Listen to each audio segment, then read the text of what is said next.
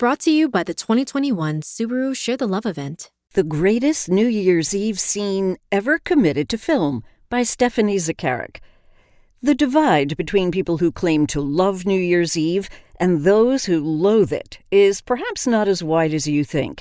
Even if you strive to view the midnight countdown as a time of fresh beginnings, it's human to be at least slightly haunted by the specter of everything you failed to accomplish in the previous 12 months, of all the things that went wrong despite your best hopes. The best medicine for those who find New Year's Eve depressing is to simply acknowledge it as a time of wistfulness. And for that mood, there's a perfect movie, George Cukor's 1938 Holiday, starring Katharine Hepburn and Cary Grant. Holiday is a joyous movie that nonetheless comes with a pang trailing along, like a comet's tail. Grant plays Johnny Chase, a charming bachelor with a floppy forelock but a firm plan. He's a stockbroker who's been working since he was 10, and he's saved a little money. Now he just wants to enjoy life while he's got the verve and energy to do so. He's not anti-work. He's willing to go back if or when he needs to. But for now, as he puts it in an impassioned speech whose rhythms have a song of myself exuberance, it's always been my idea to make a few thousand early in the game and then quit for as long as it lasts and try to find out who I am and what goes on and what about it now while I'm still young and feel good all the time. Johnny has fallen in love with New York heiress Julia Seton, Doris Nolan, who's cool and beautiful and who seems like fun, kind of. They've become engaged after a whirlwind romance, and she has no idea of his hopes and plans. Her expectation is that he'll go into finance, like her uptight father, Henry Kolker. For her, the privilege of having money is a hamster wheel she's happy to stay on. When Johnny pays his first visit to the Seton mansion, he meets Julia's sister, the eccentric live wire Linda Hepburn, who adores her sibling and grills Johnny ruthlessly about his intentions. As witnesses to this conversation, the verbal equivalent of cartoon squirrels racing to keep up with one another, their tails flicking with joy at having met a kindred spirit, we see these two are perfect for each other. Julia hasn't even appeared on screen, but we know she's all wrong. The pivotal scene in Holiday takes place during an opulent New Year's Eve party held at the Seton mansion, during which Johnny and Julia are set to announce their engagement. Linda has not made an appearance at the party.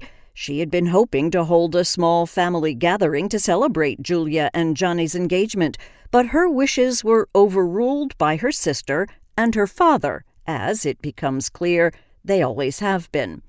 Linda has sequestered herself in the playroom upstairs, the room most beloved by her late mother, and the only place in this otherwise soulless dwelling where Linda and her depressed, perennially sozzled brother, Ned, Lou Ayres, in a performance that's partly funny but more often wrenching, feel truly at home. The people who truly matter in this story gradually find their way to this room.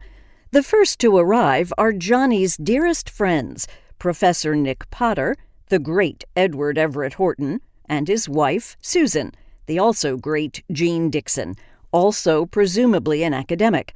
We've met this couple earlier in the movie's first scene. They live in a tiny apartment with cozy chairs for reading and tables stacked with books. They're the kind of couple who, you imagine, never run out of things to talk about. For Johnny, and maybe for many of us watching, they're the gold standard, an ideal of what married life can be.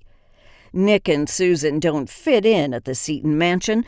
That's clear the moment they arrive at the party, in evening clothes that may be a year or two out of date but are still perfectly serviceable.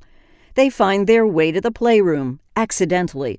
Linda, miserable and unyielding, greets them warily, but snaps out of her funk when she remembers that Susan had once given a guest lecture at her college. Ned, hiding from his father with the only true comfort he knows, a highball glass, is also a part of the playroom club. And eventually Johnny shows up there too.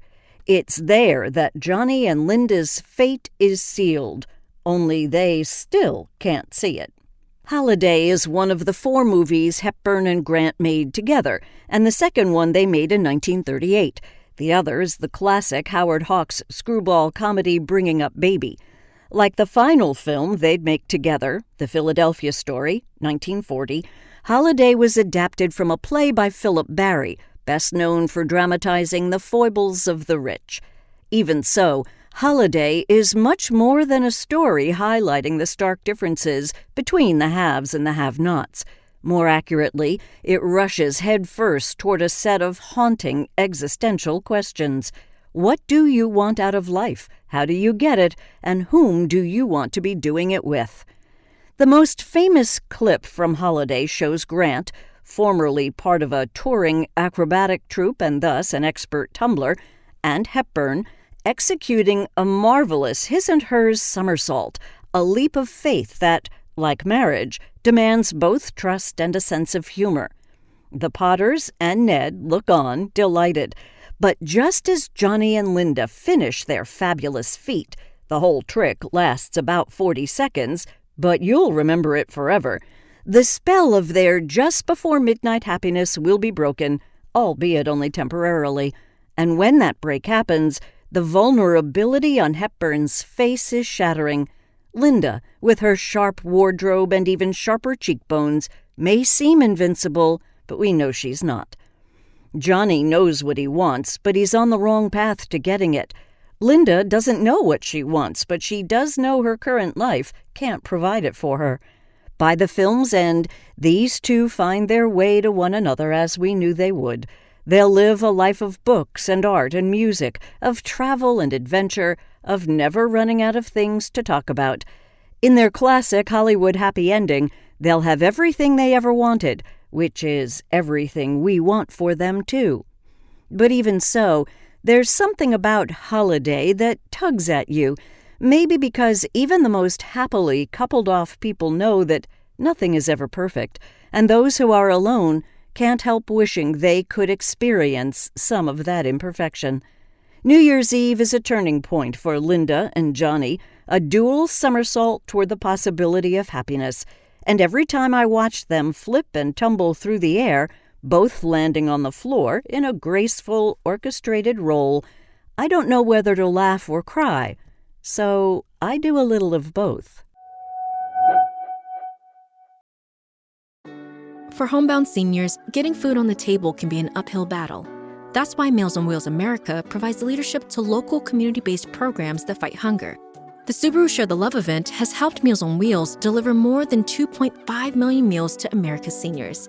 Share the love with Subaru.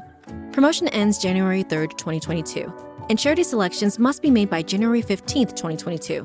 See your local Subaru retailer for details, or visit Subaru.com/share.